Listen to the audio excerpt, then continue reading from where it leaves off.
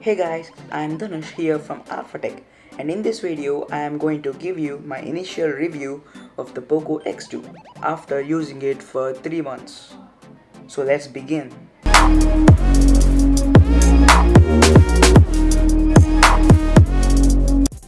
Now first, let's see what we get in the box.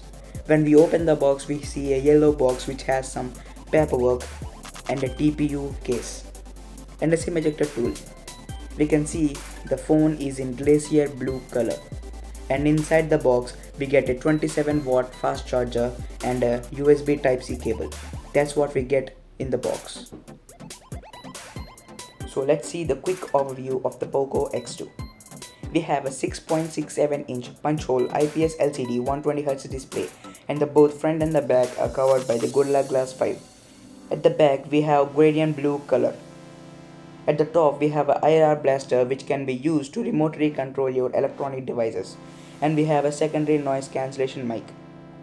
At the right hand side we have a fingerprint scanner on the power button, and above that we get a volume rockers which are very tactile. At the bottom we get a USB Type-C port, a speaker grill and a 3.5mm jack, which is missing in the flagship phones these days. Now let's talk about its display. It has a 6.67-inch IPS LCD 120Hz display.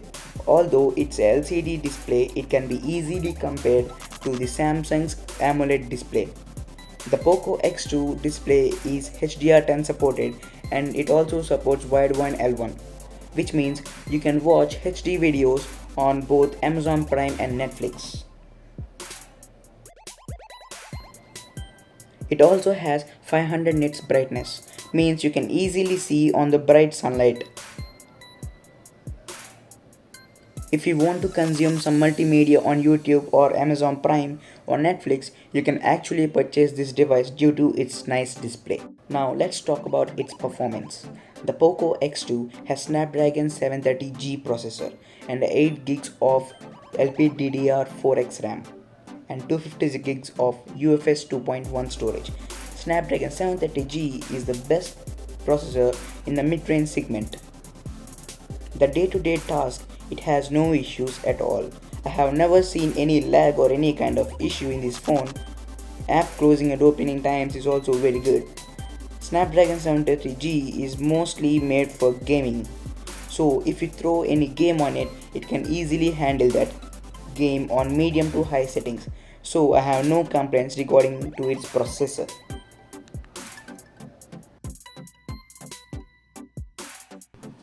Now let's talk about the audio of the POCO X2.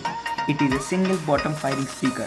It has no stereo speaker, and the speaker sounds pretty good. You can actually remove the background noises and completely immerse in the video you are watching.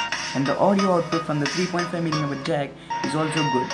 All around, the POCO X2 has pretty good speakers.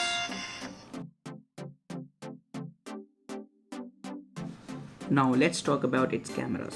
POCO X2 has a quad camera layout on the rear side. The main sensor is a Sony IMX686 64 megapixel sensor, 8 megapixels of wide angle sensor plus 2 megapixels of depth sensor plus 2 megapixels of micro sensor. The sensors or cameras take good photos in daylight conditions and even at darker conditions. The rear cameras can take pretty sharp and punchy color pictures, and ultra wide is about 120 degrees wide, which takes pretty good photos but a little bit darker. And the 8 megapixel depth sensor is used for the portrait photos, and another 2 megapixel micro sensor is just for fun, but it can take a pretty unique photos. And the phone front cameras of the POCO X2 are punched into the display. The selfies from the POCO X2 are pretty good. These are some photo samples from the POCO X2.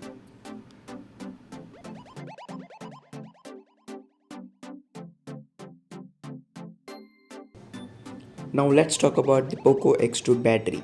POCO X2 has a 4500 mAh battery, which almost lasts you for about 1 day and a half if you are a moderate user, and it will last you about 1 day if you are a heavy user at 120Hz.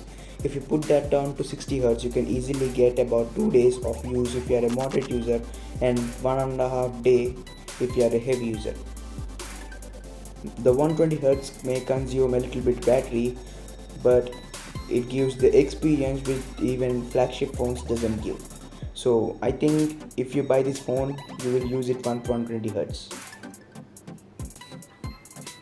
So overall, the POCO X2 is the best mid-range phone you can buy this day under 20,000 rupees. Due to the latest GST hike, the POCO X2 now starts from 17,499. Even though it costs about 17,499, I can easily say that you can buy the POCO X2 because it is the best value for money phone you can buy it right now. My initial review of the POCO X2 after using it is for about 3 months. Now here is the question everybody asks, can you recommend this phone? Yes, my answer is yes, I can. I can recommend this phone any date. So if you like the video, please subscribe to my channel and hit the bell icon when I upload a new video, and smash the like button. Thanks for watching.